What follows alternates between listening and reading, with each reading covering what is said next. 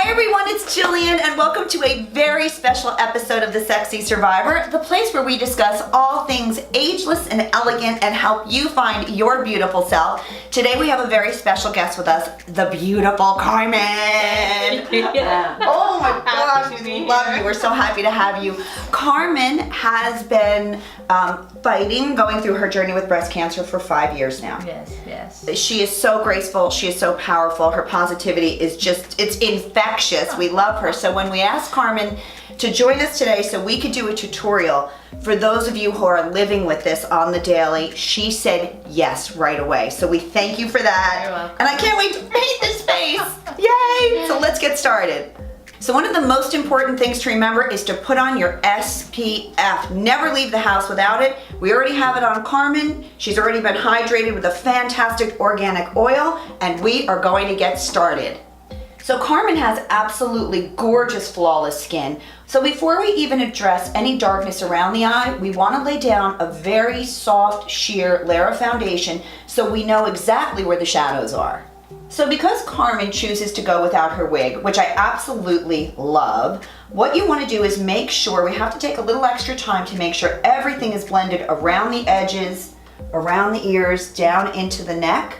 And that's just simply taking your fingertips and pushing everything down. The next thing we want to do is add a little bit of foundation underneath the eyes to kind of give us a little bit of layer to lock everything else we're going to do into place. So really what works perfect here for discoloration on any skin tone is really leans more towards the salmon and the orange correctors. I'm going to actually add a little bit of red and a little bit of coral and watch the magic happen. If you don't have a pinkish or red concealer, all you have to do is just take a little bit of lipstick. It's very important to stipple. Always stipple around this area. And you can use a brush or you can use your fingertips, whatever you like. So once you press in your color corrector, you want to make sure you choose a concealer that's actually more close to the skin tone. If you go too light, it can look ashy underneath the eye. So we're going to go with something that's more of a medium tone to blend into Carmen's gorgeous skin tone. I like to give it a minute to set so it's not too wet.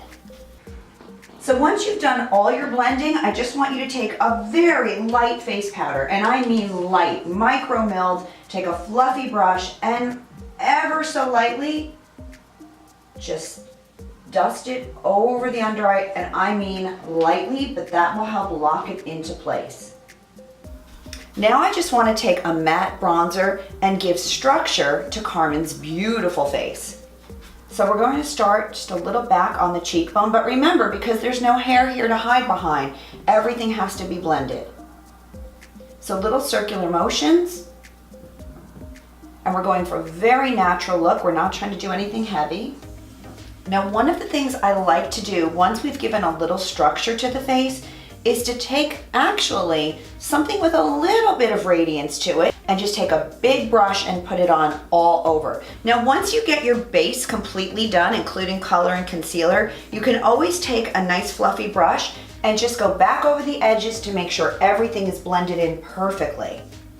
Now I know at this point in time, a lot of artists might like to move up to the eyes, but I like to go to the lips because for me, once the lips are on, it helps me gauge what I want to do with the eyes. So with her skin tone, I've chosen a very golden mauvey color that is just this great go-to color for every day. But first we're going to line. So I love using browny, rosy mauves on most skin tones because they really just lift, but at the same time they look so natural. And of course, because we want to get a little sassy, we're going to follow up with a little bit of a gold lip gloss. And I think one of the benefits of using lip gloss when you don't have hair is that it never gets stuck in it. Because we're going to be drawing in brows, is we're going to seal all the makeup in before we actually get to the brow. That's going to help give us a lay down. I want you to take a powder that's slightly darker than your own skin tone. And I want you to put it across where the brow bone and where the brows would be. Now, whenever I work with eyebrows, I always use micro pencils. I think when you don't have a brow, they are your best bet for getting the most natural look. What I like to do is to take your natural color and then use a lighter color for fill-in. The first thing you want to do when working on your brows is give the skin a little bit of a pull. It actually helps, very gentle. Look in the mirror, take one hand, you could pull this way. And then take a look and start to draw in little, like, oh, might be a brow there. Would there be a brow over here?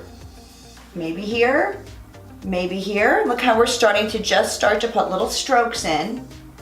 I can see I used to have a brow here and here.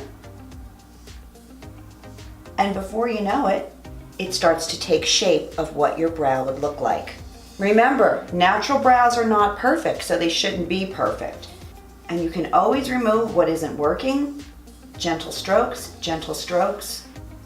Stop where the arch would naturally be. On Carmen, it does go past her pupil a bit. I can see it. So I'm gonna stop there, but then I'm gonna turn my pencil to go downward with my strokes. Now that you've got your basic outline and feather strokes, I want you to take your blonde pencil, use it to fill in the space in between the darker strokes. So this is your end result, just with a few little steps. So now let's move to the opposite. Now remember, please, they are sisters, they are not twins. It's okay if they're not perfect.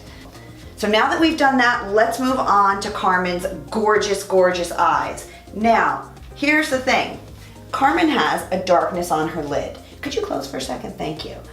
Well, guess what? I think that's very amazing because it's built-in eyeshadow. But here's what we want to do. So many artists try to get rid of that. What I like to do is use it in our favor. So here's the trick. You have to separate this darkness as if it was meant to be eyeshadow. How do we do that? By making sure we have a dark line here, by making sure our concealer is taking away the darkness under the eye.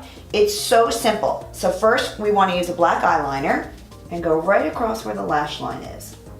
Perfect. Now we don't want any harsh lines, so what we want to do is we're going to take a beautiful rich plum and we're going to soften this line by using this beautiful eggplant color on top of it.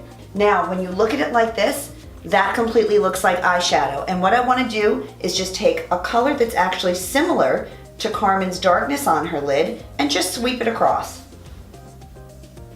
And really, all I'm doing is accenting Carmen's God-given eyeshadow. So this is the gorgeous Carmen with her everyday, maybe a little more than everyday makeup. I did not do lashes on Carmen. She doesn't normally wear them. I know they can be very difficult to work with, but I always think if you're going to wear an eyelash, make it look natural. And I always go with the Andrea number 53. I think they look the most natural. But other than that, she's gorgeous. She was gorgeous when she sat down. She really didn't need me, but this is just to get you out the door. So as always, as we end our show, we just want to say stay strong, stay positive. We love you. Thank you so much for all the support. And thank you for coming today. You're welcome.